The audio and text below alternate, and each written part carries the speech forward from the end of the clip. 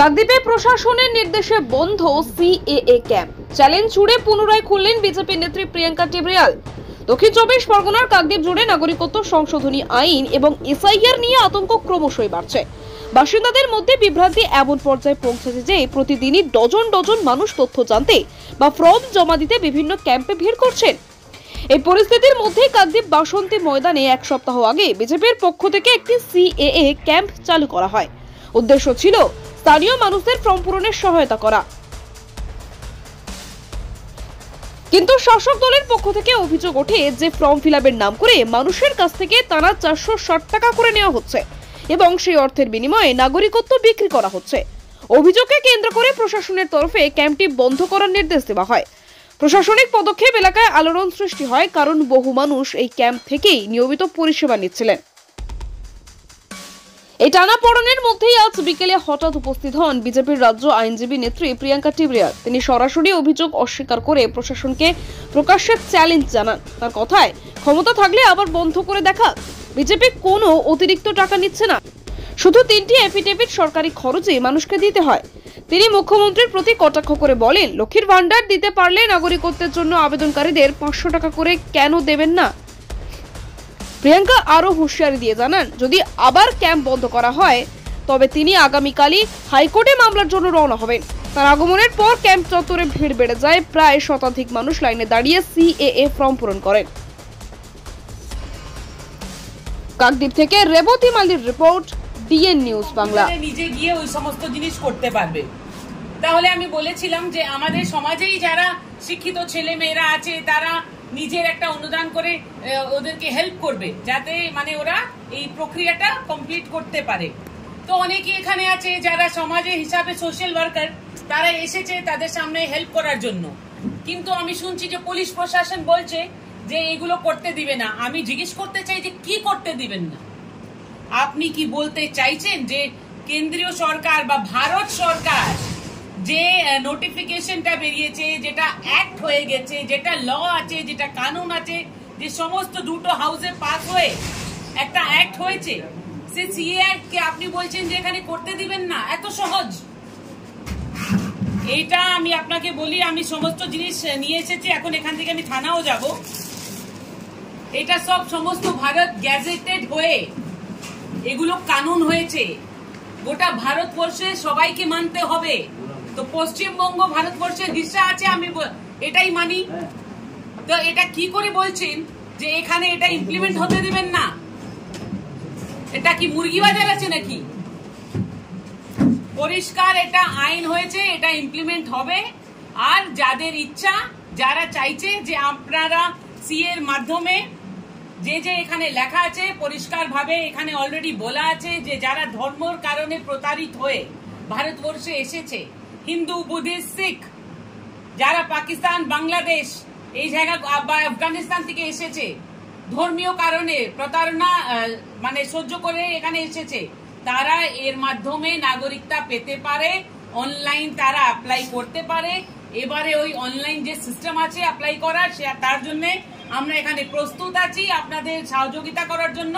আর কোন পুলিশ বা পুলিশের বাবা বা মন্ত্রী বা মন্ত্রীর মা এখানে আটকাতে পারে না। কার কত ক্ষমতা আছে আমরাও দেখতে চাই।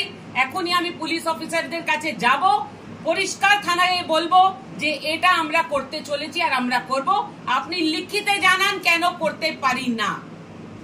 ওনার যা চিঠি আছে যে উনি লিখিত ভাবে দিবেন, সেটা কোর্টের কাছে আমরা এডমিট করাবো।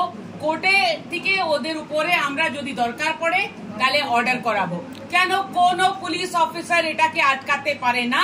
আমি আপনাদের ডাইরেক্ট বলছি, কেউ মাইকা লাল লিখিতে আপনাকে দিবে না। কেন? তাদের এত ক্ষমতা নেই। হয়তো মমতাজি অনেক কিছু বাড়ি থেকে বলতে পারে, কিন্তু পুলিশের সে ক্ষমতা হবে না।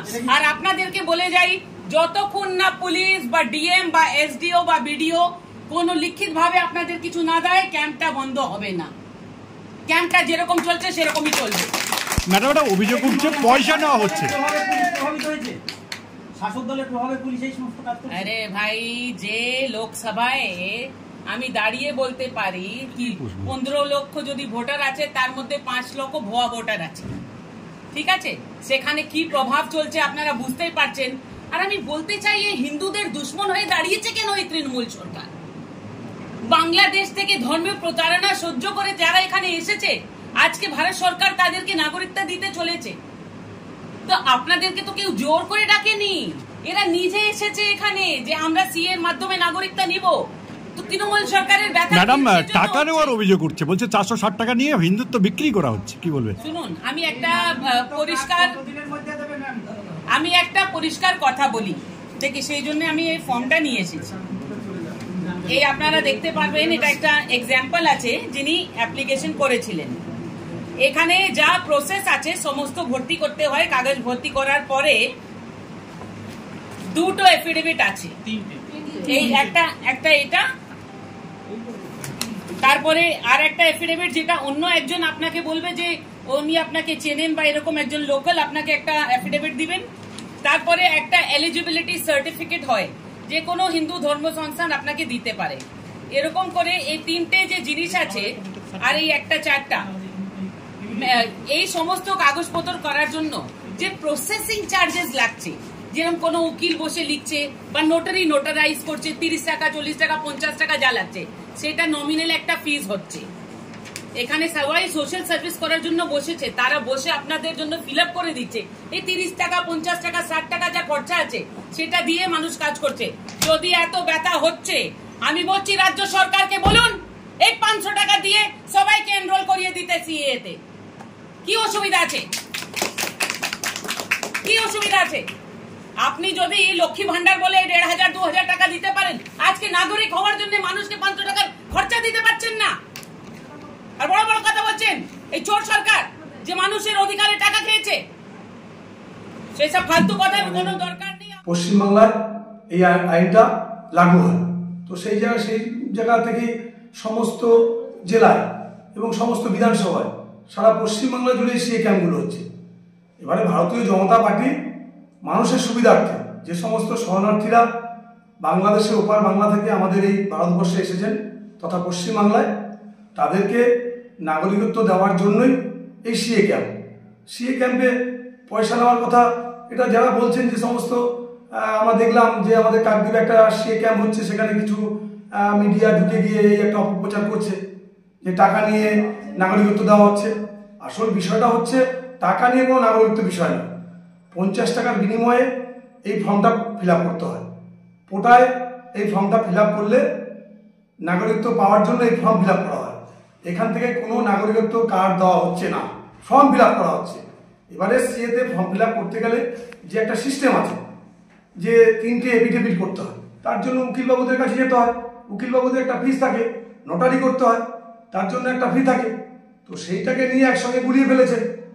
বিষয়টা হচ্ছে আমরা যাতে মানুষদের হয়রানি না করতে হয়, তার জন্যই ভারতীয় জনতা পার্টি কাকদ্বীপ বিধানসভার বাসন্তী ময়দানে একটা সিএ ক্যাম্প করা হয়েছে। তো সেই সিএ ক্যাম্পের পাশেই উকিলবাবুরা তাদের চেম্বার করেছেন, যাতে সাধারণ মানুষ ওই একটা নোটারি 3খানা নোটারি করার জন্য এক্সট্রা 50 টাকা 100 টাকা দিয়ে হয়রানি না হতে হয়। টোটো ভাড়া চলে যায়, গাড়ি ভাড়া চলে যায়, সেইখানে গিয়ে কোর্টে গিয়ে ঘন্টার পর ঘন্টা ওয়েট করতে হয়। সেই সুবিধার্থে উকিলবাবুরা আমাদের চেম্বারের সিএ ক্যাম্পের পাশেই তাদের চেম্বার করেছেন, সেইখানে একটা ফি নিচ্ছে 3টে এফিডেভিট করতে। সেইটাকে একসঙ্গে গুলিয়ে যদি বলে ভারতীয় জনতা পার্টির কার্যকর্তারা বা ক্যাম্প খুলে ব্যবসা করছে, এটা সম্পূর্ণ মিথ্যা কথা। আপনারা জান না 3খানা এফিডেভিট করতে কত টাকা লাগে? 360 টাকা কি 460 টাকা নিয়ে অপবাদ দিচ্ছে যে বিজেপি টাকা নিয়ে ভারতীয় নাগরিকত্ব কার্ড দিচ্ছে। ওখানে কোনো কার্ড দেওয়া হচ্ছে না, ওখানে সিএ এর অ্যাপ্লিকেশন করার জন্য ফর্ম ফিল আপ করা হচ্ছে। ফর্ম নাগরিকত্ব পাওয়ার জন্য ফর্ম ফিল আপ করা হয়, তার জন্য 50 টাকাই নেওয়া হচ্ছে। আর যিনি এই সাংবাদিক এই তথ্যগুলো বাইরে প্রকাশ করেছেন, আমরা তাকে খুঁজে বের করে তার বিরুদ্ধে আমরা আইনত ব্যবস্থা নেওয়ার ব্যবস্থা করছি।